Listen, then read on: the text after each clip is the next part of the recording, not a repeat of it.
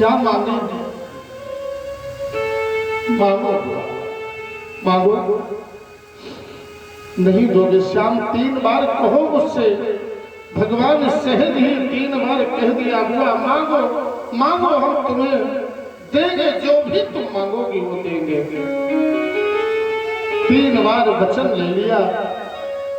आज बुआ कुंती अपने घुटनों को टेक करके अपने साड़ी के आंचल को फैला दिया और कहा, श्याम यदि सभागिनी को कुछ देना चाहते हो तो तुम्हारी बुआ तुमसे मांग रही है, जीवन के लिए मुझे दुख प्रदान कर दो श्याम, दुख। भगवान ने मुंह में हाथ लगा लिया, नहीं नहीं बुआ, नहीं, दुख नहीं बुआ, सुख कहो, सुख सुख कहो। बुआ कुंती ने कहा, नहीं श्याम, तुम्हारा सुख नहीं चाहिए मुझे, हमारा दुख चाहिए, दुख, दुख प्रदान करो। तुम्हारा सुख श्याम, तुम जिसे अपना सुख देते हो उससे श्याम तुम बहुत दूर हो जाते हो, बहुत दूर। और मुझे अपने से तुम्हें दूर नहीं करना है श्याम। कहने लगी, सुख के माथे सिल पड़े जो नाम देते जाए,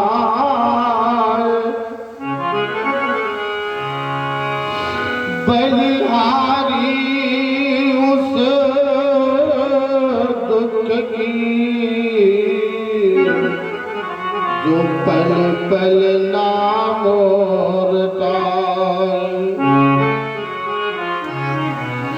जीवन का तुम्हारे सुख में सिल पड़ जाए, पत्थर पड़ जाए, नहीं चाहिए सुख। मेरा दुख अच्छा है, जिसे तुम दुख देते हो उसको पल पल स्मरण में आते रहते हो श्याम।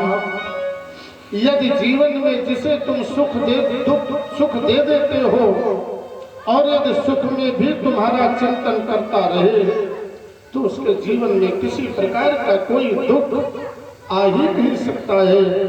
लेकिन ये दुख में सुमिरन सब कर,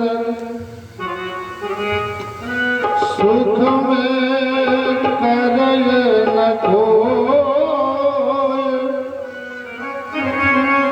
जो सुख में सुमिरन करे तो दुख काहे को। यदि संसार का व्यक्ति तुम्हारे सुख में भी तुम्हारा स्मरण करता रहे तो उसके जीवन में कभी दुख नहीं आ सकता है। इसलिए मुझे दुख प्रदान करो, जीवन का दुख प्रदान करो श्याम। तुमने 3 वचन दिए, दुख प्रदान करो।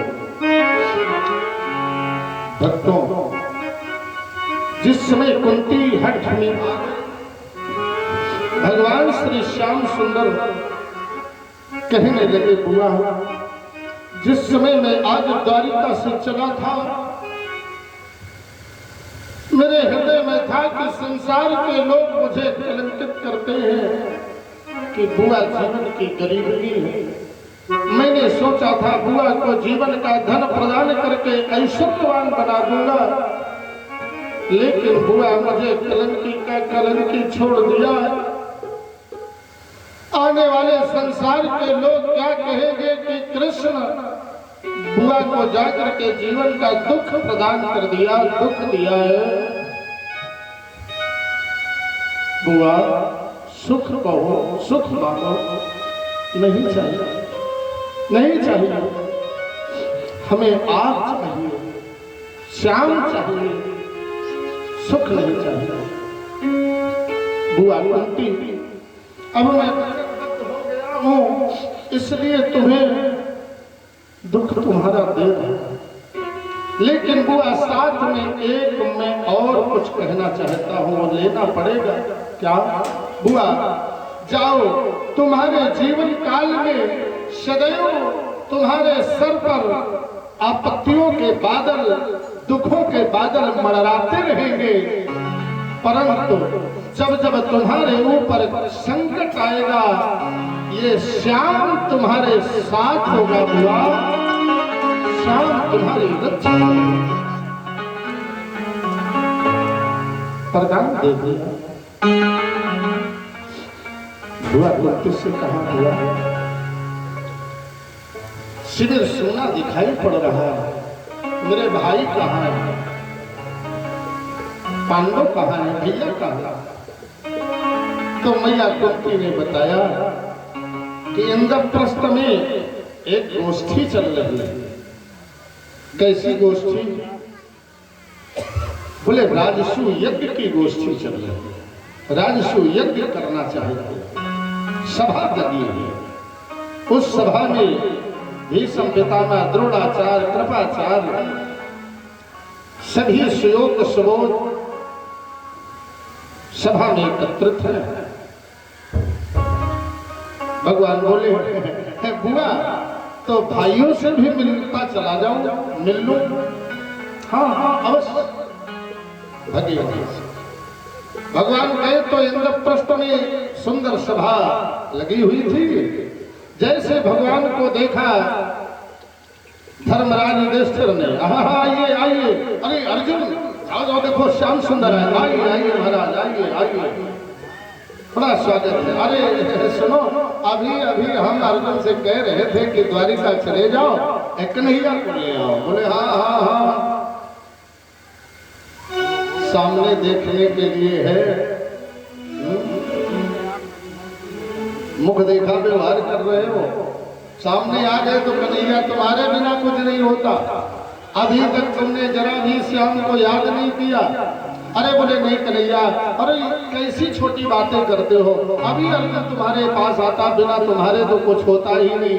अरे बोले तो फिर ये सब क्या हो रहा है, क्यों हो रहा है? तो बोले ये राजसू यज्ञ की तैयारी चल रही है। बोले राजसू यज्ञ में तो सभी राजाओं को जीता जाता है, तुमने सभी राजाओं पर विजय प्राप्त कर ली? बोले हाँ महाराज, सबको जीत लिया है। अच्छा सब जीत लिए? बोले हाँ। भगवान ने कहा एक राजा को जीता है। बोले क्या? बोले मगध का राजा है जरासंध, उसे जीता है। धर्मराज युधिष्ठिर बोले बस वो आया रहेगा। तो बोले जो वो आया रहेगा होगा कोनो साधारण समझ रखो, जब तक वो रहेगा तुम्हारा राजसू यज्ञ पूर्ण नहीं होने देगा। अरे बोले महाराज उसे जीत लिया जाएगा, कितनी देर लगती है? तो बोले जीत तो लिया जाएगा, लेकिन ऐसे? तो बोले ऐसा करो महाराज, ये काम आप कर लो, तब तक हम इन वाली व्यवस्था देख रहे हैं। भगवान बोले हमसे कह रहे हैं, हम कर ले? बोले हाँ, आप रिश्ते में हैं, मामा के लड़के हैं आप। अरे बोले सुनो, ऐसे कह रहे हो, हमारे बस में तो बात है नहीं, क्योंकि हम 17 बार उससे जो है युद्ध किया है मथुरा में, और 18वीं बार हमें पीठ दिखा करके भगना पड़ा है। कोई साधारण नहीं जैसे तुम कह रहे हो कि जीत लिया जाएगा। कौन लड़ेगा? हम तो लड़ नहीं सकते, क्योंकि हम पीठ दिखा चुके, हमसे वो लड़ेगा भी नहीं, क्योंकि उसका भी सिद्धांत है जो राजा पीठ दिखा देता है उससे कभी लड़ता नहीं है वो। तो बोले फिर? बोले अर्जुन लड़ेंगे। अर्जुन तुरंत हाथ उठा दिया। बोले महाराज हमारे बस की बात नहीं है, जब आप नहीं लड़ेंगे तो हम क्या लड़ेंगे? हम तो जहां जहां लड़े, जो हमारा जीवन का बल है, तो प्रताप महिमा भगवाना, हम आपकी ही महिमा से सब कुछ कर सकते हैं। जहां आप हाथ खड़े हैं वो हमारे पहले खड़े हैं। बोले फिर? तो धर्मराज युधिष्ठिर बोले भैया भीम लड़ेंगे। भगवान ने देखा, बोले काहे लड़ोगे? तो ये बड़ी दांती पीसने लगा, बोले महाराज जल्दी करो, मारे ताकत के भुजाएं खुजा रही हैं। बल का अभिमान था भीम को। भगवान कृष्ण, भीम, अर्जुन ये तीनों मगध राजा के यहाँ गए। 3 बार वचन देकर के ब्राह्मण वेश धारण करके युद्ध को मांगा और उस युद्ध में भैया भीम और जरासंध के मध्य युद्ध हुआ। जिस युद्ध में भीम परास्त हो रहा है, भगना चाहता है, लेकिन भगवान भीम के बल अभिमान को दूर करने के लिए जरासंध के दांव में फंसा करके रगड़ा करके सारा अभिमान दूर कर दिया। अंत में भगवान ने इशारा किया, 2 भागों में से फाड़ करके फेंक दिया गया। जरासंध का वध हो गया। इधर लौट करके आए, पहले किसकी पूजा की जाए? तो सभी ने कृष्ण के लिए सलाह दे दिया। वहीं पर बुआ का लड़का शिशुपाल था, जिस शिशुपाल को बहुत बड़ी टीस थी कृष्ण से, क्योंकि ये बन के गया था दूल्हा और बेचारा खाली हाथ मंडप के नीचे से लौट आया। कृष्ण हरण कर लाए थे, तब से इसने 100 गुड़िया की एक माला बनाई है और जब तक सुबह उठ करके वो 100 गालियां नहीं देता है तब तक चैन नहीं मिलती शिशुपाल को। आज विरोध कर दिया और जैसे विरोध किया, सुखदेव जी बोले राजेंद्र 100 गालियां तक भगवान माफ करते रहे। जैसे गाली आगे बढ़ी, भगवान ने सुदर्शन चक्र छोड़ा, सुरच्छेदन कर दिया, शिशुपाल का वध किया। इसके पश्चात भगवान ने राजसूय यज्ञ को संपादित करवाया। इसी राजसूय यज्ञ में दुर्योधन को देख करके द्रौपदी ठहाका लगा करके हंसी थी, क्योंकि मैदानों के द्वारा निर्मित इस यज्ञशाला में जल को थल को जल का भान नहीं हो पाया, तो कह दिया सहज अट्टालिका से कि अंधों के अंधे पैदा होते हैं।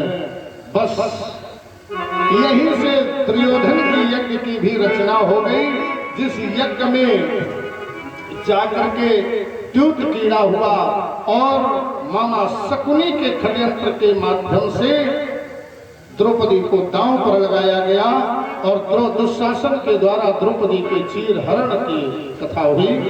सुखदेव जी बोले राजेंद्र, इस प्रकार से भगवान ने राजसूय यज्ञ को संपादित करवाया और द्रौपदी का चीर बढ़ा करके द्रौपदी की रक्षा की। देवता नगाड़े बजाते, पुष्प वर्षा करते, बोले बाके बिहारी लाल की। आइए एक सुंदर सा भजन श्रवण करते हैं और इसके पश्चात कथा का पावन प्रसंग सुदामा चरित्र की ओर आप चले। भगवान के मित्र के विषय का वर्णन साधु। बोलो बाके बिहारी लाल की जय।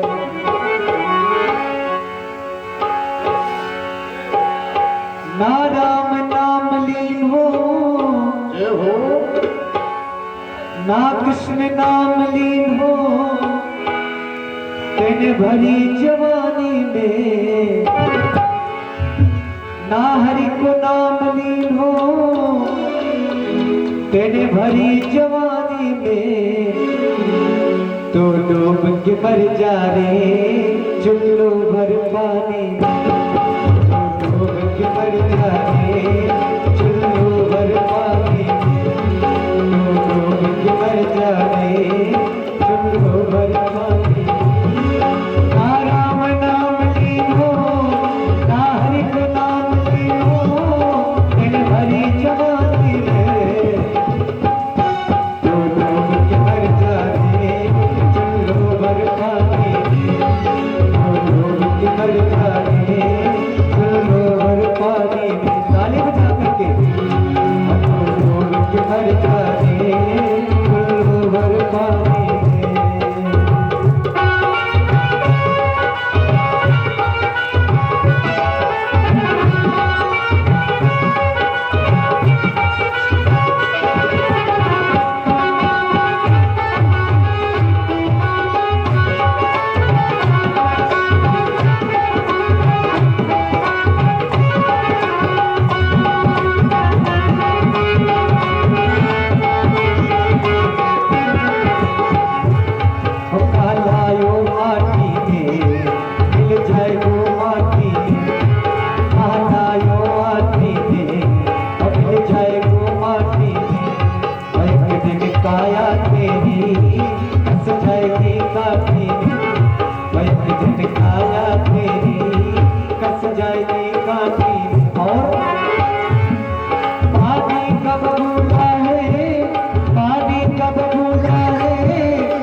जाए तो पानी में, रानी का बबूला है गिर जाए तो पानी में, तो डूब के मर जाए चुल्लू भर पानी में, तो डूब के मर जाए चुल्लू भर पानी में।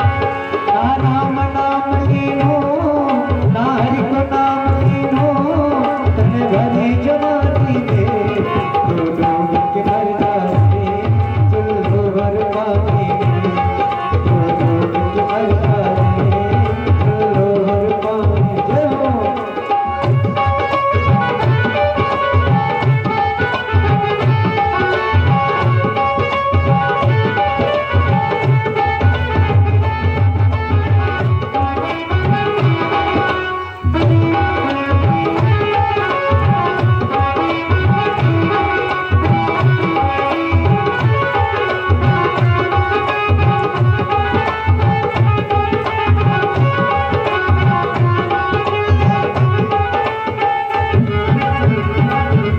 कर सच्ची भक्ति है और भक्ति में शक्ति है, कर सच्ची भक्ति है और भक्ति में शक्ति है, और भैया भक्ति से भैया मिल जाएगी मुक्ति है, या भक्ति से भैया मिल जाएगी मुक्ति है।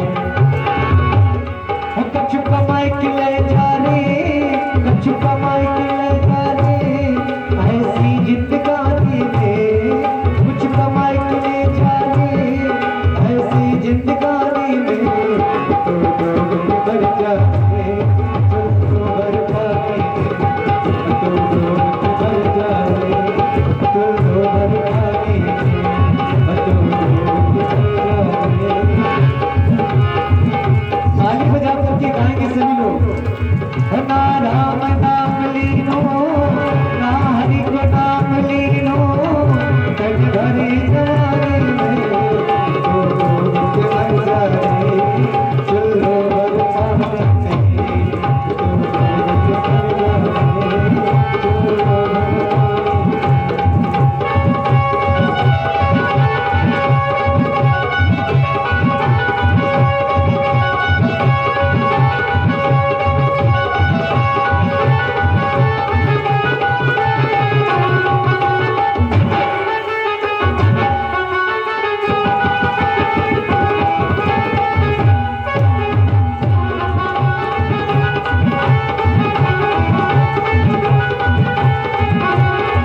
ना राम नाम लीनो ना हरि को नाम लीनो, तन भरी जवानी में, तो डूब के मर जाए चुल्लू भर पानी में, तो डूब के मर जाए चुल्लू भर पानी में, तो डूब के मर जाए चुल्लू भर पानी में। बोल गोविंद भगवान की। भगवत भक्तों,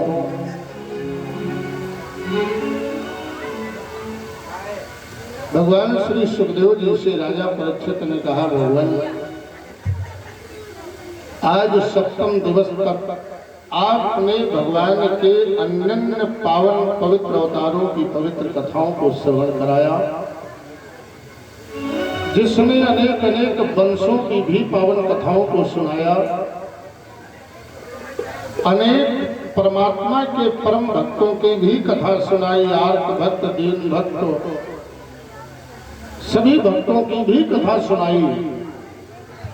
लेकिन भगवान अपने मित्र के साथ में मैत्रेय संबंध किस प्रकार से स्थापित करते हैं, किसी मित्र की चर्चा नहीं की। तब भगवान श्री सुखदेव जी ने कहा, राजेंद्र ये कृष्णस्यासीत सखा कश्चिद अब्राह्मणो ब्रह्मवित्तमा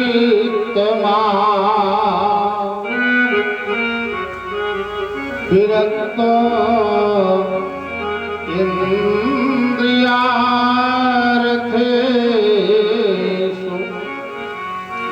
प्रशांतात्मा जितेन्द्रिया।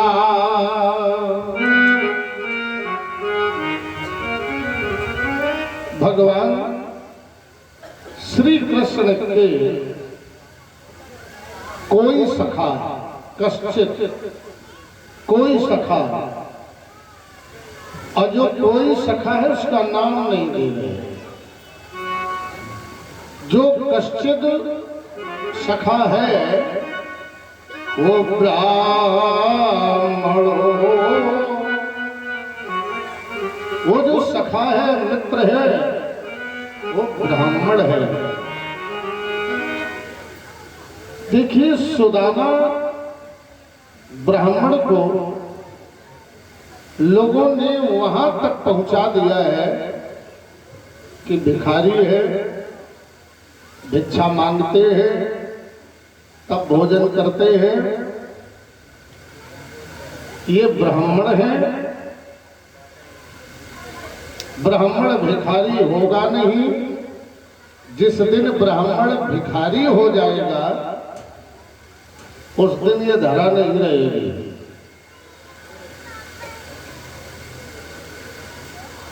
लोग निर्धन की उपाधि देते हैं कि सुदामा निर्धन है। ये एक कवि हुए हैं नरोत्तम दास। उस कवि ने अपनी कविताओं में सुदामा जी को अनेक अनेक प्रकार की स्थितियों से अवगत करवाया है, और आज के समय में आचार्य उन्हें कविताओं को पढ़ करके इस सिद्ध गति से चर्चा भी किया करते हैं।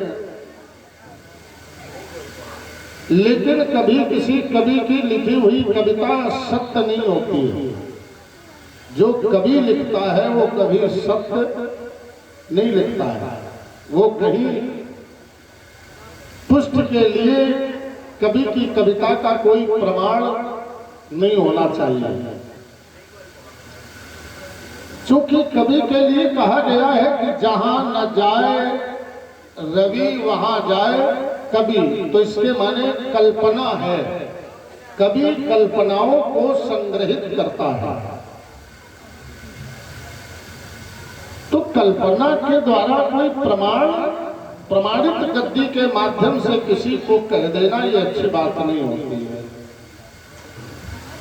व्यास भगवान ने भागवत जी में एक श्लोक लिखा है, केवल इसी श्लोक पर थोड़ा चिंतन करें, आप लोगों को समझ में आ जाएगा कि सुदामा क्या है। सुदामा कोई साधारण है? साधारण नहीं है। आजकल तो गीत कवित्व में अरे द्वार पालो, गरीब आ गया है, ये है, तमाम प्रकार से नहीं। सुदामा ब्राह्मण है, कश्चित ब्राह्मणो ब्राह्मण है। अब ब्राह्मण कहते किसे हैं? ब्राह्मण किसे कहते हैं? ब्रह्म जानाति सा ब्राह्मणा। जो ब्रह्म को जानने की सामर्थ्य रखे, जो ब्रह्म के स्वरूप से अपने स्वरूप को मिलाने की क्रिया जिसके द्वारा संपादित हो रही है, उसे ब्राह्मण कहते हैं। या ब्राह्मण कहते हैं ब्रह्मलीनम यस्य सा, वही ब्राह्मणा।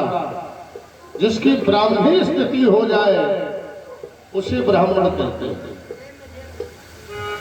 ब्राह्मण के मैंने बताया था कि 6 कर्म होते हैं, खड कर्म। ब्राह्मण के 9 गुण होते हैं। 9 गुण ब्राह्मण के होते हैं। ऋजु, तपस्वी, संतोषी, क्षमा, अतिश्रा, जितेंद्री, दाता, ज्ञानी, दयालुष्ट, ब्राह्मण नवर गुणा श्रेष्ठा।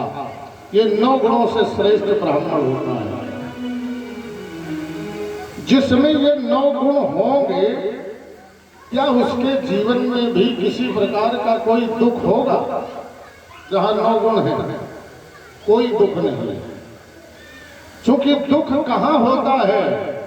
दुख वहां होता है चित्त को जब तक संतोष नहीं होता है तब तक उसके जीवन में दुख है, और जहां से संतोष प्राप्त हो जाता है वहीं से सारे दुख कष्ट दूर हो जाता है। और ब्राह्मण के हम 9 गुणों में जब ऋजु तपस्वी संतोषी, जो तीसरा गुण है वो है संतोषी। तो जिसके जीवन में संतोष आ गया हो उसके जीवन में किसी प्रकार का कोई कष्ट कोई दुख है ही नहीं। जब ब्राह्मण के लक्षणों पर चिंतन किया तो लक्षण होते हैं ब्राह्मण के 10: क्षमा, दया, तमो, दानम, शौचम, सत्यम, मतघृणा, विद्या, विज्ञान, मतक भेद ब्राह्मण 10 लक्षण। ये 10 लक्षण है ब्राह्मण। जब हमने लक्षणों की तरफ दृष्टि डाली तो ज्यादा कुछ नहीं, तीसरा लक्षण भी ले लो। तीसरा लक्षण कौन है? क्षमा, दया, दमो। दमो, दमो किसे कहते हैं?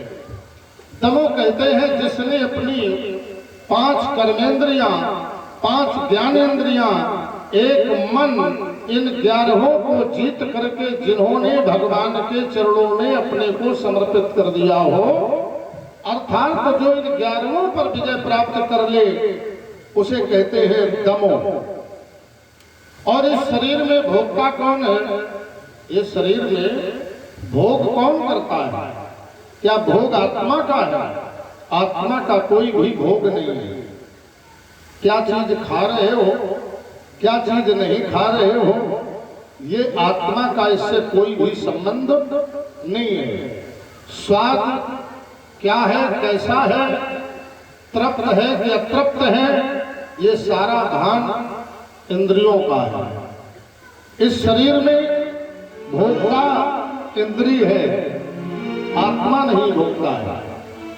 और जिस व्यक्ति ने अपनी इंद्रियों पर विजय प्राप्त कर लिया हो, इंद्रियों को अपने वश में कर लिया हो, उसके जीवन में यदि दुख है तो असंभव हो।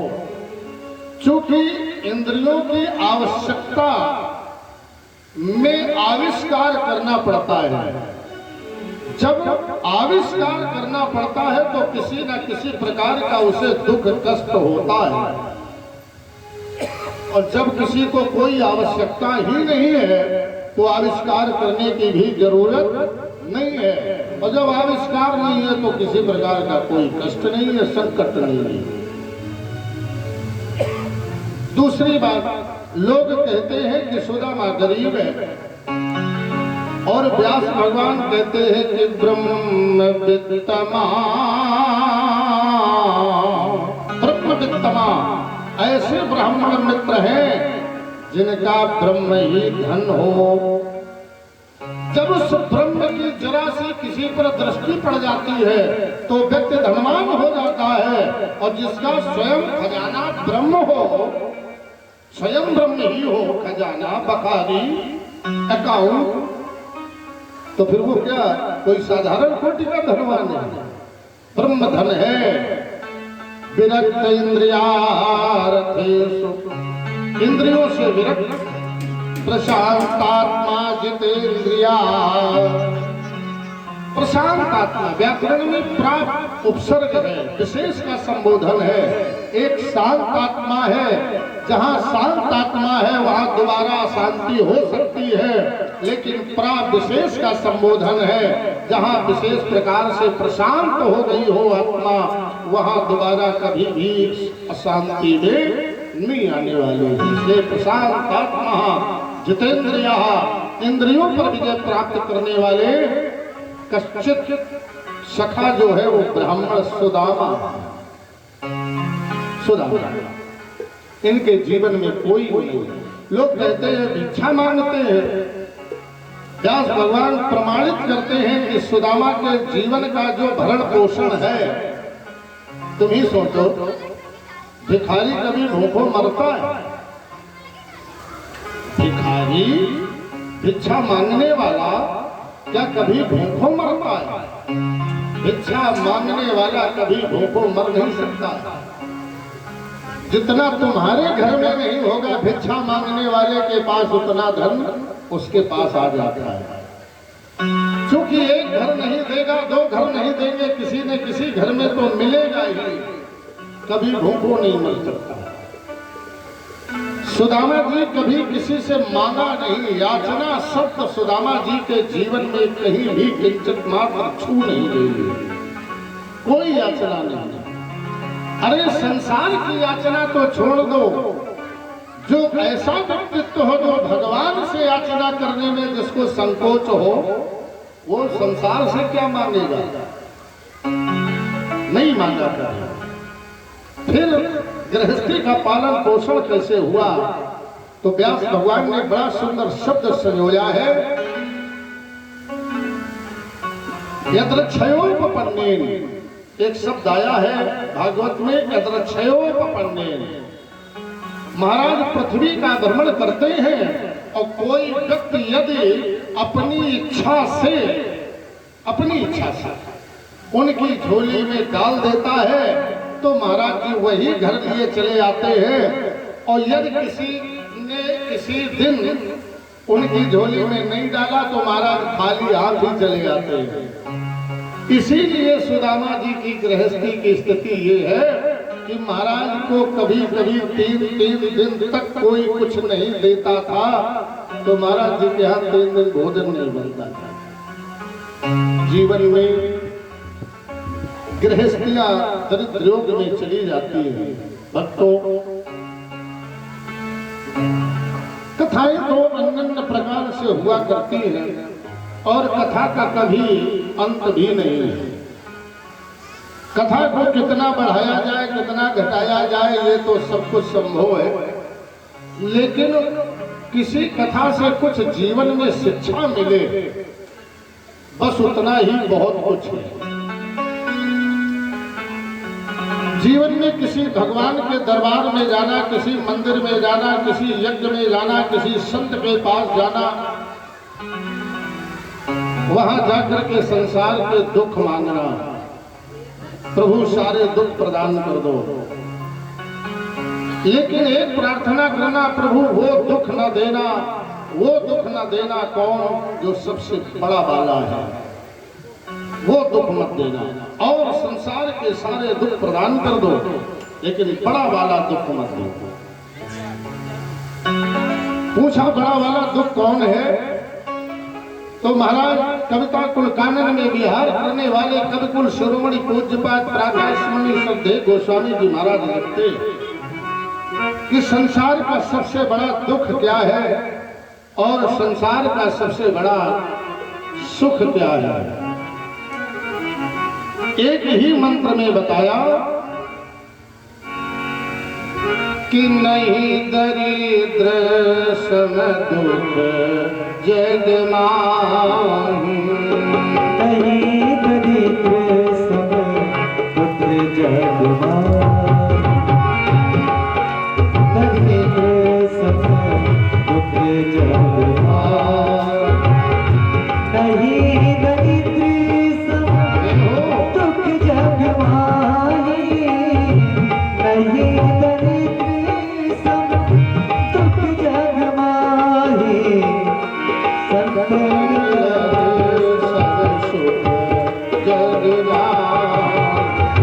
संत मिलने सब सुख जग माही।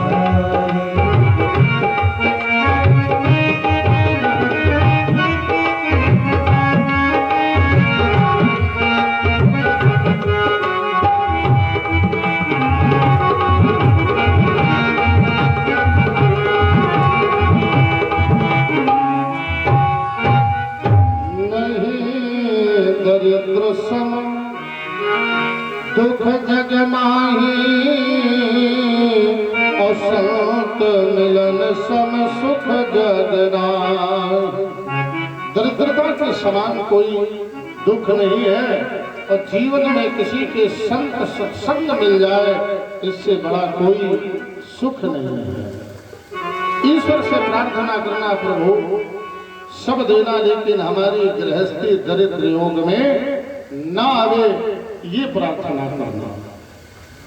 क्योंकि जब कभी किसी की गृहस्थी गरीबी में हो जाती है, गरीब गृहस्थी हो जाती है, तो भक्तों ये संसार के लोग उसे अपनाना छोड़ देते हैं, उसे रिश्ते नाते सभी छोड़ देते हैं। जब गरीबी आती है किसी के जीवन, रिश्ते नातों की बात तो छोड़ दीजिए, जो निज माँ के कोख से जन्म लेने वाला सहोदर भाई है, यदि एक भाई धनवान हो गया दूसरा गरीब हो गया, तो ये सहोदर भाई भी भाई को भाई कहने के लिए समाज में तैयार नहीं होता है, उसे अपना भाई नहीं स्वीकार करता है। कितना भी बच बच करके गरीब चले, लेकिन ये धनवान घेर घेर करके उन गरीबों से ही लड़ते हैं, गरीबों से ही। सुदामा की गृहस्थी गरीब है, बच्चे हैं, तीन दिन तक भोजन नहीं मिलता है। एक दिन सुदामा का बालक 3 दिनों से भूखा खेल रहा था। अचानक पेट में दर्द हुआ, पेट पकड़ करके दौड़ता चला आया, मैया के पास आकर के माँ की गोदी में गिर पड़ा और बालक रोने लगा, माँ मैया मैया मैं भूखा हूँ, रोटी दे दे, रोटी दे दे, माँ पूरी हो, माँ पूरी दे दे,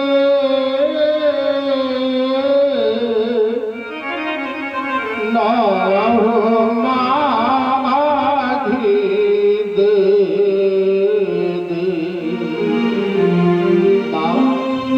बड़े जोरों से भूखा, मुझे एक रोटी दे दे, सूखी हो, खा करके पानी पी लूं, न हो पूरी आधी दे दो, एक और दे दो, मैं खा करके पानी पी लूं। आज 3 दिनों से मैंने कुछ खाया नहीं है माँ, भूखों से तड़प रहा है। सुशीला की गोदी में बालक सुदामा का, जिस समय भक्तों संसार के सारे संकटों को माँ सह लेती है, सारे दुखों को माँ सह लेती है, लेकिन यदि किसी माँ की गोदी में उसका भूखों से तड़पता हुआ लाल अपने प्राणों को छोड़ रहा हो, तो उस माँ के हृदय में वो सहन करने की क्षमता नहीं होती है। रोने लगी। सुशीला कह रही है, मेरे लाल रोना बंद कर दो। हाथ सर पे फेरने लगी, कह रही है, लाला के सिर पर हाथ फेर, यूं कहा दुखारी माता ने,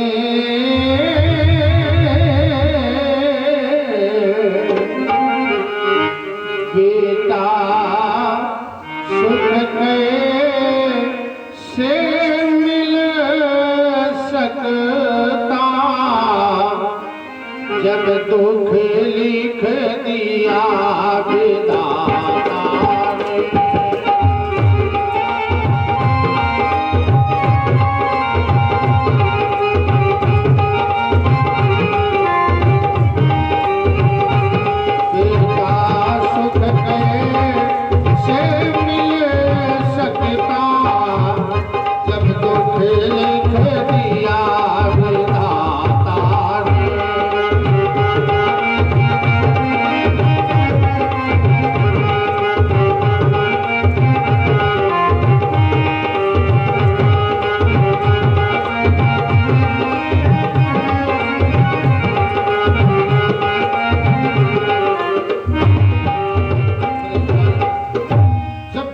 विधान में ब्रह्मा ने तुम्हारे भाग्य में दुख की रेखा डाली है, तो फिर तुम्हें सुख कैसे मिलेगा?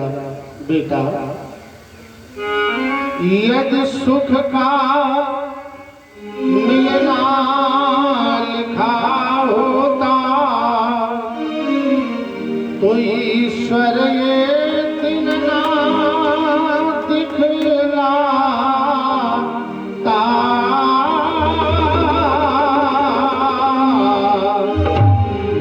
गैरों के टुकड़े ना खाती ईश्वर ये दिन ना दिखलाता।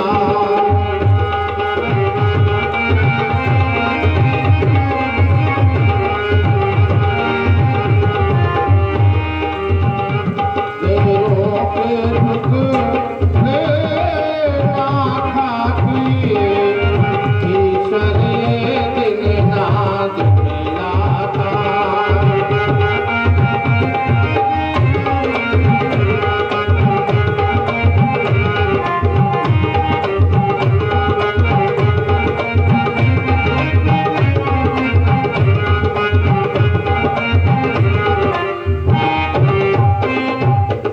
मेरे लाल, यदि यही लिखा होता तो आज दर दर की ठोकरें ना मिलती।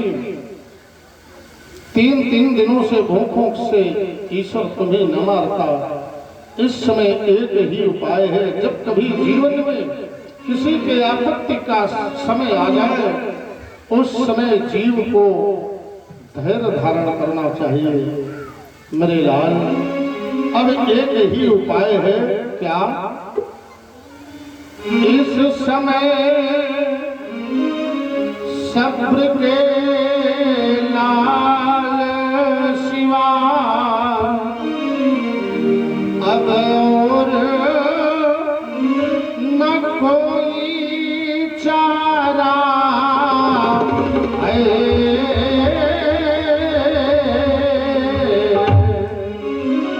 तुम लाला मेरे छोटे हो और नारी जन्म हमारा है।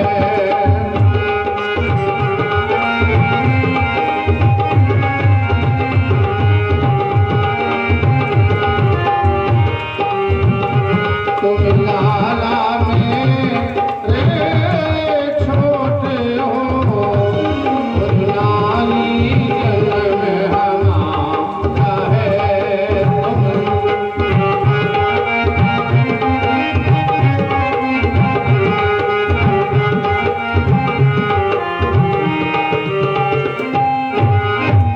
मेरे लाल, मेरा भी नारी जीवन है। विध के विधान ने जो कुछ दिया है, अभी पिताजी आते होंगे, कुछ ना कुछ लाएंगे तो पा लेना।